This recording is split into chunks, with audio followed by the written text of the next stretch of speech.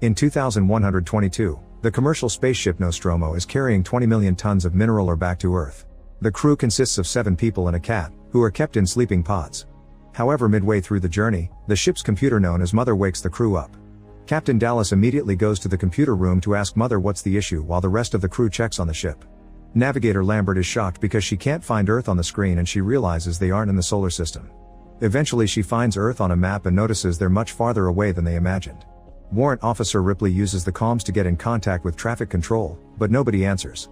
Moments later Dallas gathers the crew and explains Mother interrupted their sleep because she intercepted a transmission of unknown origin, so she wants them to check it out.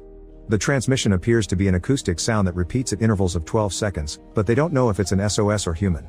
The crew gets annoyed because they're a cargo ship, not a rescue one, and they want to go home.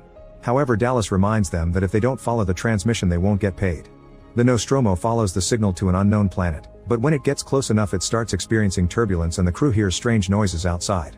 They manage to land the ship, but as soon as it touches the ground, a huge explosion happens that sends out some electricity and causes the ship to malfunction. The crew rushes to put out some fires and check the damage to the system, discovering that they have a hull breach. As the lights go on and off, Chief Engineer Parker and Engineering Technician Brett try their best to fix the damage. Parker explains that they'll need to do a lot of rerouting of the system in order to get the ship up and running again, which will take at least 25 hours. Dallas is frustrated because most of the channels on the ship are dead. The planet's environment is windy and hostile, and Science Officer Ash tells Dallas that Mother predicts a sunrise in 20 minutes. Executive Officer Kane volunteers to go look for the transmission, and Dallas and Lambert agree to go with him. After suiting up, the trio goes out and do their best to walk in the windy and dark planet while Ripley keeps on trying to find the signal on the ship's system to no avail. As the trio explores, they come across a massive spacecraft that seems to be abandoned. Lambert is wary and thinks they should go back, but the guys ignore her and keep going. The closer they get to the mysterious ship, the more static appears on their comms and the crew can't hear them on the comms. The group enters the strange ship and finds a fossilized alien on a chair. Dallas notices that the bones have grown outward from the body, as if the being exploded from inside. In another chamber, Kane finds a large hole in the floor. On the Nostromo, Ripley informs Ash that Mother has decoded the transmission, which is a warning and not an SOS. Back to the trio, Kane goes down the hole and finds some sort of cave with strange leathery objects that appear to be eggs. When Kane touches the mist that covers them, a high-pitched humming sound can be heard. Suddenly Kane falls down, but he quickly recovers and touches an egg, which appears to shriek as something moves inside. At that moment the top of the egg opens like a flower as it growls, so Kane peeks inside to take a better look at the alien, only for the creature to burst out and attach itself to his helmet, causing him to fall. Soon Lambert and Dallas bring an unconscious Kane back to the Nostromo, but when Ripley sees the creature she refuses to open the door because of a possible infection. An argument ensues, only to end with Ash opening the door while ignoring Ripley's protests.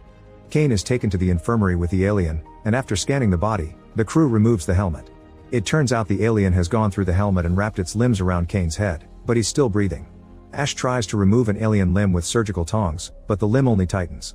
Then they put Kane in a pod to take an X-ray, discovering that the alien has inserted a limb into Kane's throat that feeds him oxygen. It seems the creature has paralyzed him and put him in a coma. Next, Dallas and Ash decide to just cut the creature off to remove it. As soon as they make a tiny incision, a disgusting fluid pours out and quickly begins burning through the floor. The crew immediately goes down floor by floor, watching how the fluid leaks through the different ceilings until it finally stops. Dallas uses a pen to gather some of the acid and concludes the alien uses it as a defense mechanism, so they can't kill it. Afterward, Brett and Parker continue to work on repairs and Kane runs some tests, discovering that the alien replaces its cells rapidly to protect itself from adverse environmental conditions. Ripley scolds him again for allowing the alien to enter the ship, but Ash just tells her to let him do his job. Later Dallas, Ash, and Ripley go to the infirmary and discover Kane's face is exposed. Worried, the group starts looking for the alien, which falls down onto Ripley from above. She screams as she pushes the alien off her, making it fall on its back. Ash prods the alien and makes it move, but he's sure it's just a reflex and it's dead. Then they examine the creature more closely, noticing it open from its insides. Ripley wants to get rid of it, but Ash says this is the first species of its kind they've encountered, so it should be taken to Earth for further study. Dallas lets Ash keep the alien, which leaves Ripley frustrated. In private, Ripley tells Dallas that she doesn't trust Ash. When the repairs are done, the Nostromo finally leaves the planet and starts heading toward Earth. The crew starts discussing the possibility of freezing Kane to prevent spreading a potential disease, but they're interrupted by Ash telling them that Kane's condition has changed. The crew goes to the infirmary and are happy to see Kane is up and well. He doesn't remember much about the planet, only a horrifying dream about smothering. The crew has dinner together. Kane is famished and eats a lot, but suddenly he begins to choke and becomes extremely ill. He falls on his back on the table as he has a seizure, so the crew tries to hold his body. At that moment Kane's chest bursts open and an alien pops out covered in human blood. The creature looks around and Parker grabs a knife, but Ash tells him not to touch it. Then the alien shrieks and quickly runs out of the room. The crew tries to search for it, but they can't find it. Afterward the crew wraps Kane's body up and ejects him into space.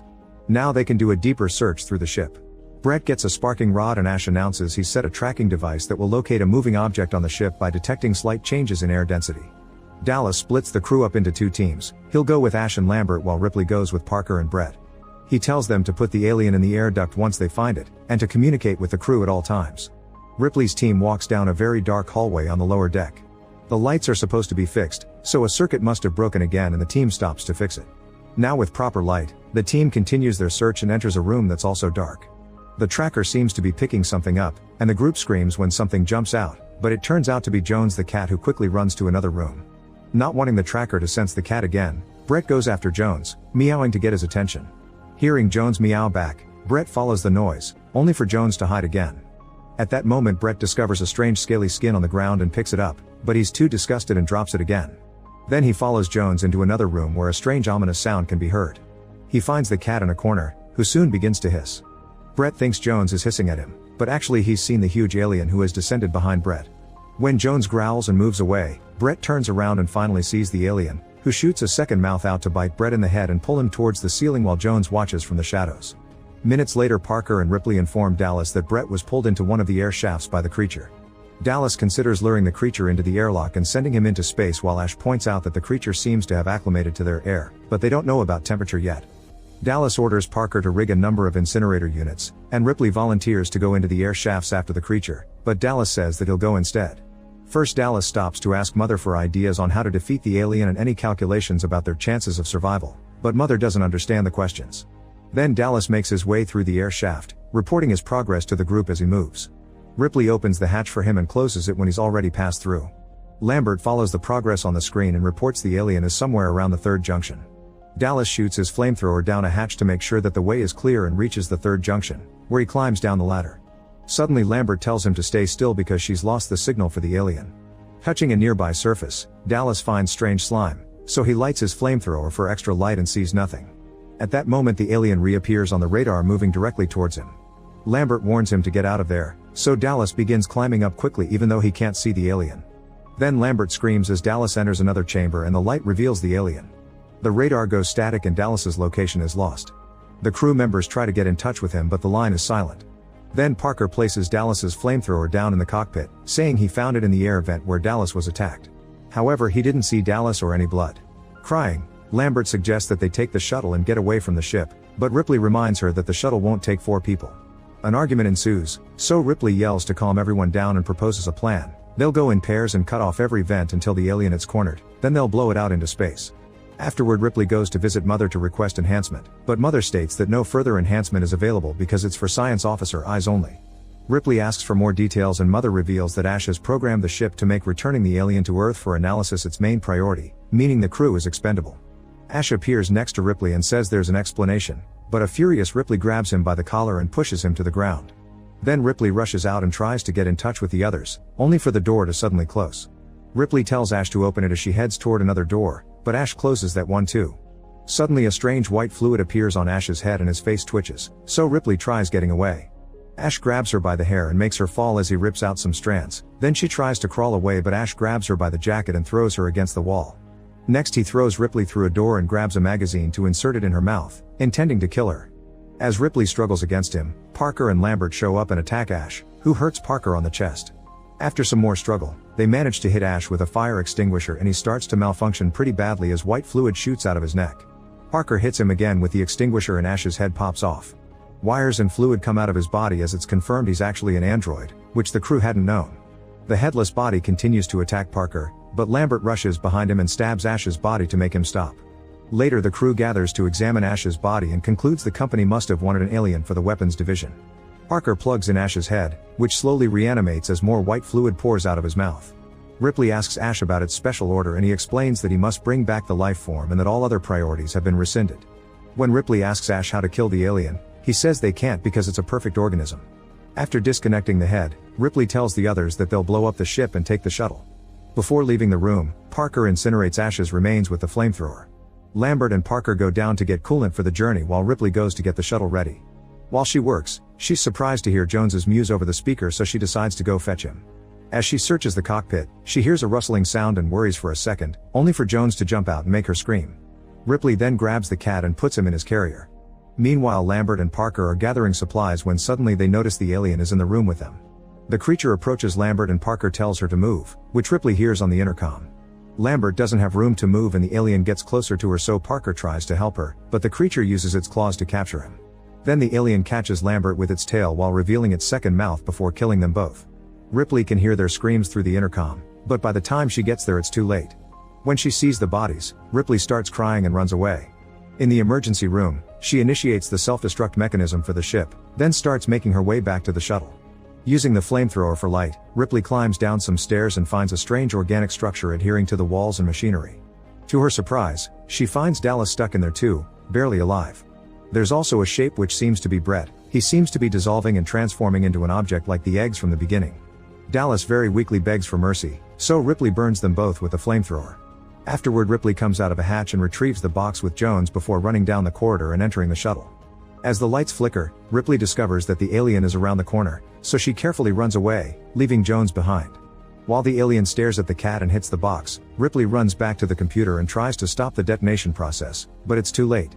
She tries ordering Mother to stop it instead, but it doesn't work either, so Ripley angrily hits the motherboard. Afterward, Ripley rushes back to the shuttle and finds Jones's carrier on the ground, but the cat is fine. The alien is nowhere to be seen and fire is starting to take over the hallway she just came from, so Ripley makes her way to the shuttle cockpit and finally takes off, leaving the Nostromo right before it blows up in a huge explosion. Afterward, Ripley puts Jones in a sleeping pod and starts getting ready to go to sleep too. Suddenly a claw tries to grab her, and a screaming Ripley steps back to discover the alien has hidden in the shuttle to come with her. She runs to hide in the closet, where she starts putting on a spacesuit while watching the alien, which appears to be sleeping. Ripley also puts on a helmet and grabs a harpoon gun before coming out to strap herself to a chair. Then she presses some buttons to shoot steam at the alien, who begins to shriek and make its way towards her. At that moment, Ripley opens a hatch and the pressure sends the creature flying. The alien holds on to the sides of the door to stay, so Ripley shoots it with the harpoon gun to finish pushing it out. Now the alien is hanging off the door and tries to climb back into the ship through a thruster, but Ripley fires the engine and burns the alien, finally sending it out into the abyss. Safe at last, Ripley records a report of everything that happened, then she joins Jones in the sleeping pod. Make sure to subscribe and turn on notifications so you can watch more videos like this. Thanks for watching.